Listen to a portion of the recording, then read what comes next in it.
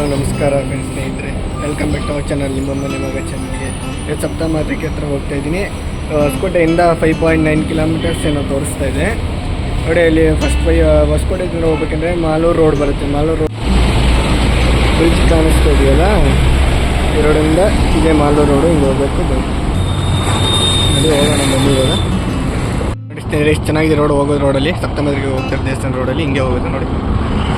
ಏನು ಚೆನ್ನಾಗಿದೆ ವ್ಯೂ. ಇದು ಇಷ್ಟ ಆಯ್ತು ನೋಡಿ, ಅದಕ್ಕೋಸ್ಕರ ನಿಮ್ಗೆ ತೋರಿಸ್ತಾ ಇದ್ದೀನಿ. ಬನ್ನಿ ಹೋಗೋಣ. ನೋಡಿ ಸ್ನೇಹಿತರೆ, ಅಲ್ಲಿ ಕಾಣಿಸ್ತಿದೆ ಇನ್ನೂ 1.5 ಇದೆ. ಇಲ್ಲಿ ನನಗೆ ಕೆಳಗಡೆ ಇಲ್ಲೊಂದು ಪೆಟ್ರೋಲ್ ಬಂಕ್ ಬರುತ್ತೆ. ಅಲ್ಲಿಂದ ನೋಡಿ ಮೇಲೆ ದೇವರು ಸಪ್ತಮಾತೃಕೆ ಗೋಪುರ ಕಾಣಿಸ್ತಿದ್ದಿಲ್ಲ. ಹೋಗೋಣ ಬನ್ನಿ.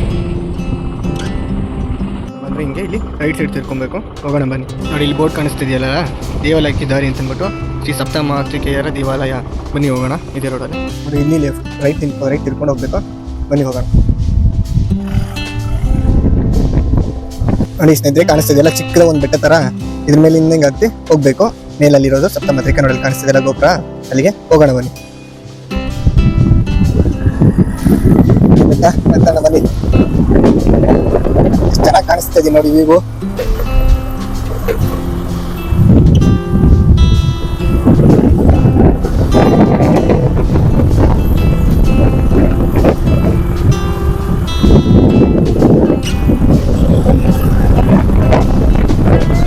ಮೇಲೆ ಬಂದ್ಬಿಟ್ರೆ ಅಲ್ಲಿ ಕಾಣಿಸ್ತಾ ಇದೆಯಲ್ಲ ಅದೇ ದೇವಸ್ಥಾನ. ಗಾಡಿಯಲ್ಲಿ ಪಾರ್ಕಿಂಗ್ ಮಾಡ್ಬಿಟ್ಟು ಹೋಗೋಣ ಬನ್ನಿ. ಕಾಣಿಸ್ತಾ ಇದೆಯಲ್ಲ ಅಲ್ಲೇ ದೇವಸ್ಥಾನ.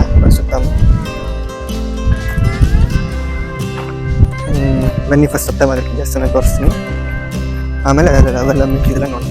ಇದು ವಾಹನ ಪೂಜೆಯ ಸ್ಥಳ ಅಂತೆ. ಇಲ್ಲಿ ಪಾದುಕೆ ರಕ್ಷೆಗಳನ್ನು ಬಿಡುವ ಸ್ಥಳ.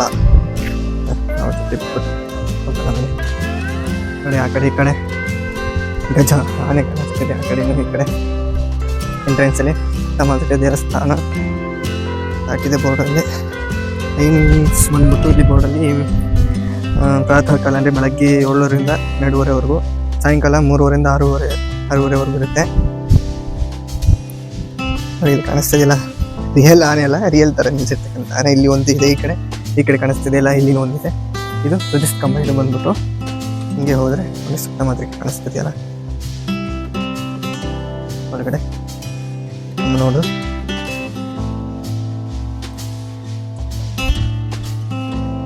ನೋಡಿ ಇಲ್ಲಿ ಕಾಣಿಸ್ತಿದೆಯಲ್ಲ ಸಪ್ತಮಾತೃಕೆ ಅವರು ಬಾಗಿಲಾಕಿದ್ದಾರೆ. ಇವಾಗ ಟೈಮು 1:30 ಆಗ್ತಾ ಬಾಗಿಲಾಕಿದ್ದಾರೆ.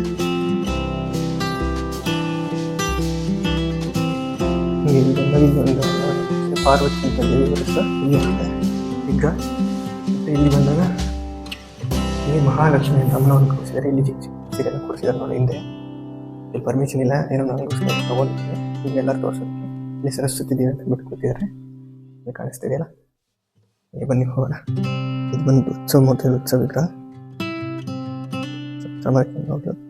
ಈ ಕಡೆ ಸೈಡ್ ಮಾಡಿ ಕಾಳ ಭೈರೇಶ್ವರಿ ಅಂತ ಅಮ್ಮನವರು ಈ ಕಡೆ ಇಲ್ಲಿ ಒಂದು ಕೂರಿಸಿದ್ದಾರೆ. ಗಣಪತಿ ಅಂದರೆ ವಿಘ್ನೇಶ್ವರ ಈ ಕಡೆ ಸೈಡ್ ಬಂದು ನೋಡಿದ್ರೆ ಹೆಚ್ಚು ತೋರಿಸ್ತೀನಿ ಬನ್ನಿ. ಅಲ್ಲಿ ಬಂದ್ಬಿಟ್ಟು ಸುಬ್ರಹ್ಮಣ್ಯ ಸ್ವಾಮಿ ಕೂರಿಸಿದ್ದಾರೆ.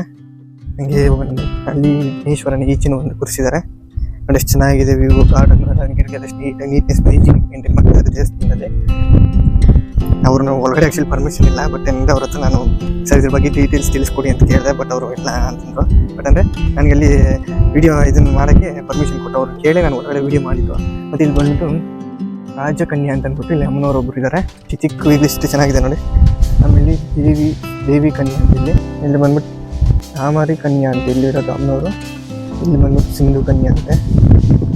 ಇಲ್ಲಿ ಗಿರಿ ಕನ್ಯಾ ದೇವಿ ಅಂದ್ಬಿಟ್ಟು ಇರೋದು. ಇಲ್ಲಿ ವಾಹನ ಕನ್ಯಾ ಅಂತ ಅಂದ್ಬಿಟ್ಟು ಇಲ್ಲಿ ಒಂದು ಅಮ್ಮನವ್ರದ್ದು ಇದನ್ನು ಸ್ಥಾಪನೆ ಮಾಡಿದ್ದಾರೆ. ಸುತ್ತು ನೀರು ಗುಡಿ ಸುತ್ತಿ ಇರ್ತಕ್ಕಂಥದ್ದು. ಇಲ್ಲಿ ಬಂದ್ಬಿಟ್ಟು ನೀಲಕನ್ಯಾ ಅಂದ್ಬಿಟ್ಟು ಇಲ್ಲಿ ಒಂದು ಪ್ರತಿಷ್ಠಾಪನೆ ಮಾಡಿದ್ದಾರೆ ಗುಡಿಯಿಂದ. ಇದು ಬಂದ್ಬಿಟ್ಟು ಸುತ್ತಲೂ ವಿಗ್ರಹಗಳನ್ನ ಕೂರಿಸಿ ಅಮ್ಮನವ್ರುಗಳಿಂದ. ಇಲ್ಲಿ ಕಾವೇರಿ ಅಂತ ಅಂದ್ಬಿಟ್ಟು ದೇವರು ಇಲ್ಲಿ ಒಂದು ಕೂರಿಸಿದ್ದಾರೆ.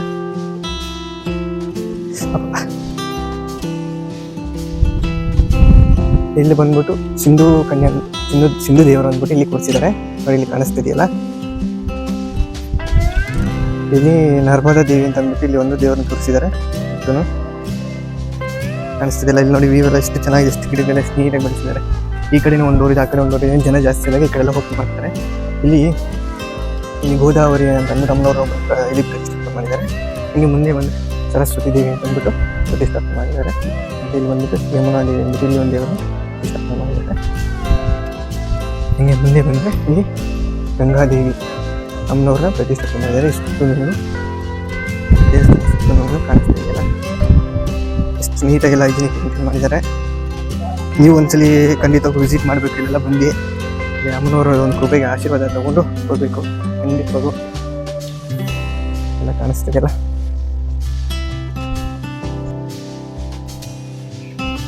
ಎಷ್ಟು ತಣ್ಣಗಂತೂ ಗಾಳಿ ಬರ್ತಾ ಇದೆಯೋ, ಇಲ್ಲೆಲ್ಲಾನು ವ್ಯೂಸ್ ನೋಡ್ತಾ ಇದ್ರೆ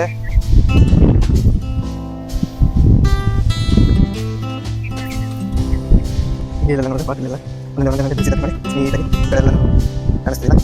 ಎಲ್ಲ ಬೆಳೆಸಿ ಒಂದು ಸೂಚನೆ ಬೆಳೆಸಿದ್ದಾರೆ. ಇಲ್ಲಿ ಚೆನ್ನಾಗಿ ಕಾಣಿಸ್ತದೆ.